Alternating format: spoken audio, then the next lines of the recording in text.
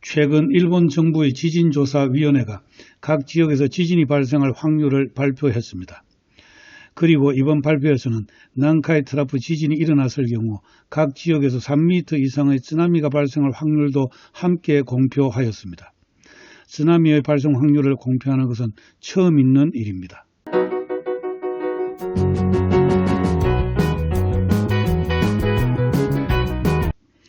지진조사위원회는 일본 문부과학성 산하의 위원회입니다. 이 위원회는 지진에 관한 업무를 총괄하고 지진에 관한 조사 연구 성과나 정보를 관계기관에 제공함으로써 지진 피해의 경감, 즉 지진 피해를 낮추는 것을 목적으로 하고 있습니다.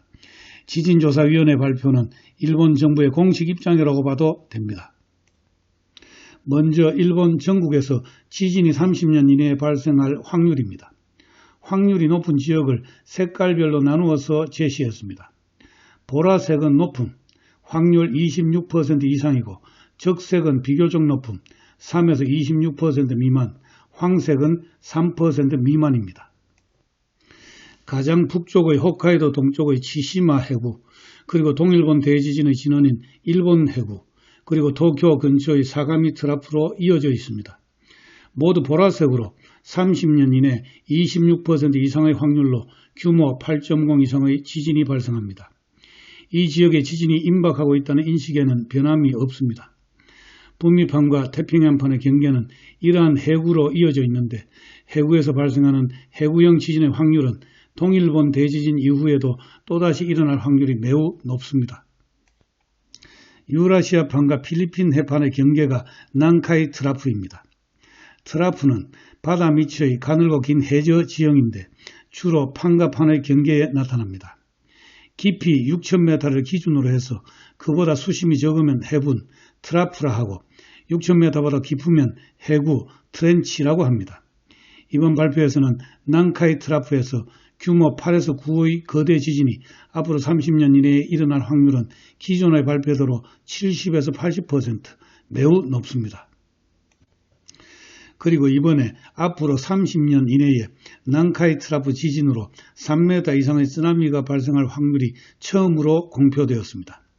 보라색이 26% 이상, 적색이 6에서 26% 미만, 황색이 6% 미만입니다. 전체 71개의 지방자치체에 3m 이상의 쓰나미가 올 확률이 26% 이상이라고 합니다. 3m 이상의 쓰나미가 오면 주택은 물에 휩쓸려 유실되거나 파괴되기 시작합니다.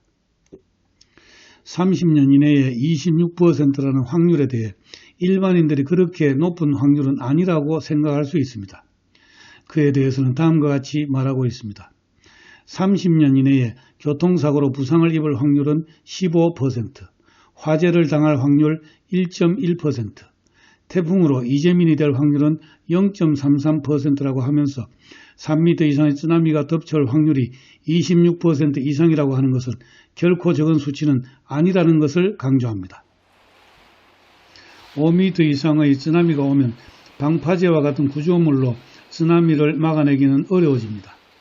만사를 제쳐두고 우선 높은 곳으로 몸을 피하는 것이 중요합니다. 동일본 대지진에서는 지역에 따라 20m가 넘는 쓰나미가 발생하기도 했습니다. 그러나 그러한 예상을 뛰어넘는 최대의 쓰나미에만 신경을 쓰다 보면 정작 필요한 대비가 소홀해지기 쉽습니다.